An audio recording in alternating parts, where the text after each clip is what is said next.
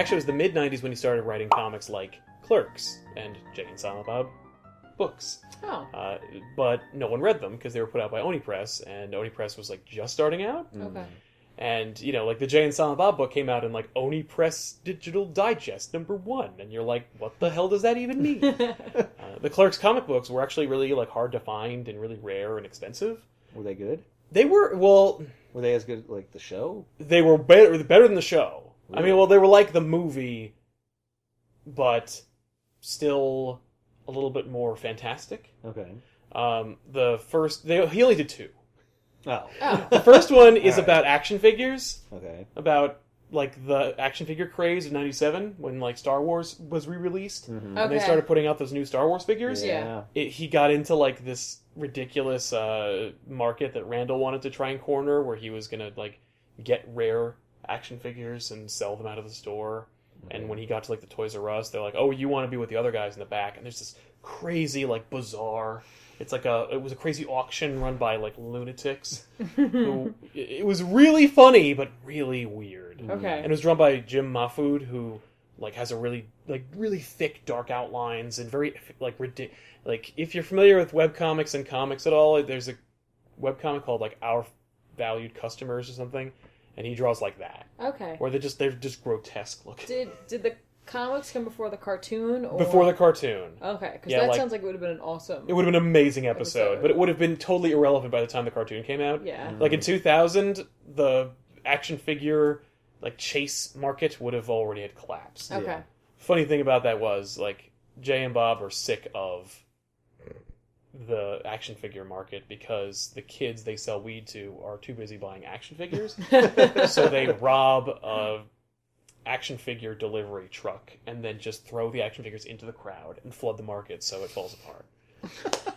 So we can pinpoint that it was Jay and Silent Bob who... Who crashed the Okay. action figure market. Was that before it crashed? Like, was he actually- predicting the crash? of You the know what? action He figure was market? almost like precognizant of that. Okay. But I think it's more like he was just aware of how fallible that whole Right, thing was. how inevitable. That Yes. And then he did another one, the Clerks Christmas Special, which I used to read every Christmas, but then stopped. Well, because you pretty much memorized it. Well, you yes. just run it in He your head still at a reads certain it. It's just he doesn't actually need Yeah. the book anymore. point. Right. Yeah. But anyway, he did a bunch of Clerks books, like it's familiar territory, I guess. And then I guess someone was like, "Hey, you want to do some comics?" And Wait, he's like, When did yeah. he write Blunt Man and Chronic? Blunt Man and Chronic. Well, okay. The first time he did Blunt Man and Chronic was around the same time as Chasing Amy, Okay. because he and the creator of Madman like worked together to do these like pages for the movie that you saw in the movie, and there is a linear story in there, and I guess he eventually was like, well, I paid for these pages, I guess I'll put them out. Like, it's got a major artist on it, so that went out, and so that was like made around like 96, 97. Oh, okay. And then Oni just probably republished them. Okay. And then the next time Blood Man and Chronic would appear in a comic is after Jay and Silent Bob Strike Back. Okay. He released like a tie-in book that was the comic book that Holden and Banky made. It was a collection of all the books that they made in the movie, with Chasing Amy. Okay. And the basis for the movie in Jay and Silent Bob Strike Back. The basis for the movie that they were shooting in the movie. That seems like a clever idea. It was a clever Yeah. idea, and it had some top tier talent working on it, and it was all very like in its own universe. Like the credits were all Holden McNeil and Banky Edwards, and they were like forewords by them and stuff like that. So they really went all in on Mhm. the illusion. Yes, there were like fan letters and endorsements written by characters from the movies. Okay. Cool. It's a fun tome from that. It's a piece of that history. So then he makes a jump from this type of work. Yes, from his own work to let's do mainstream superhero books. Okay, I've got it. I can make comics. Yeah, Yeah. that was this all takes place like a year before he did the Blunt Man and Chronic stuff. Oh, okay. He did Daredevil, Guardian Devil, I guess, with Joe Quesada, like the then editor-in-chief of Marvel Comics, was also a 90s Image comic artist before that, so the dude knew how to fucking draw. And he's like, I'm the guy who brought in movie director Kevin Smith and his legions of fans. And so I'm going to work with him to get this crazy Daredevil book out. And it was actually really well received. People really dug it. Cool. And then he did Green Arrow. Okay. And Green This Arrow, is the second Kevin Smith. second Kevin Smith venture into uncharted waters, superhero books. Is he making anything currently? No. Okay. I remember seeing something a couple years ago when we were at the Stash that he was making. I can't remember what it was with Batman. Yeah, well, he did two miniseries. He did Batman Cacophony and Batman the Widening Gyre. That's the one. That's the one. And both of them were drawn by Walt Flanagan. Oh. Wow. Yeah. Wow. Yeah. And he's pretty good. The community was really angry about it. Really? They're like... The Batman community? Yes. Or the Kevin Smith community? Okay. The Kevin Smith community is mostly silent on the subject of Batman Cacophony. Because a lot of them are high. Yes. Yeah. But it's very controversial because there's a character that Smith creates, and Smith's actually pretty big on creating characters for his runs. Okay. I guess to like put his stamp on it. Right. And he creates a villainous guy called Baphomet, who's going to be like a new Batman type character. Okay. Baphomet is like an obscure like demon type being.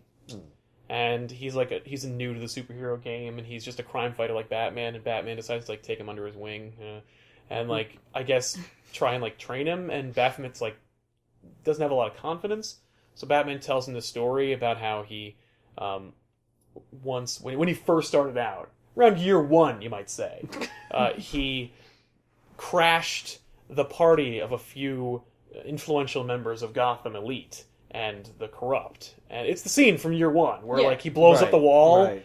Well, apparently he wasn't prepared for the heat from the explosion that blew out the wall, and it made him pee himself. He's like, I've never told anyone that story. What? Yeah. So he's like, so I peed myself, like in this moment where I'm supposed to be really cool and dramatic. I thought it was going to be like, and he got horribly burned. No. And he held a grudge. Yeah, or something. no, he peed himself. And so Baphomet's like, wow, like that's really cool, you peed yourself. Like, thanks for sharing that with me. And the comic community was like, you took the first cool moment of Batman's history, and then you ruined it by having him pee himself. What in God's name is wrong with you? Like, you're just doing whatever you want! By the way, like, we might actually do those books in the future, so I don't want to give it away, Right. but No, like... it's true. I have to assume But he does that, and every other Batsuit had some sort of catheter in it. Yeah, he's like, or I will never be bag or something. Yeah, I'll never be caught unawares again. Wow. But that's... It has to, though, right? What? Have something like that? Yeah. Oh, the bat catheter? The batheter? Yeah. Something, Just- right? Because he's out there yeah. like... What? For a long time. Oh, yeah, Yeah. no, he's always on, like, patrol, he's on, like, night watch duty. Yeah. So he stays warm in the Yeah. winter. I never thought about Yeah, just that, circulate but throughout the yeah. suit. Yeah. My He's like an astronaut. Yeah, he's like an astronaut. See, astronauts do it. Buzz Aldrin pees himself. Yeah. In the suit. So shut up, DC fanboys. No, I also was unhappy with it. And the worst part was, like, all the crises that followed never undid it. It can never Well, be undone. then they would have had to bring it up in order to Yeah, do it. and a lot of people are just like, you know what? That's an Elseworlds book. Right. Like, everyone who doesn't work for DC said that. They're all like, no.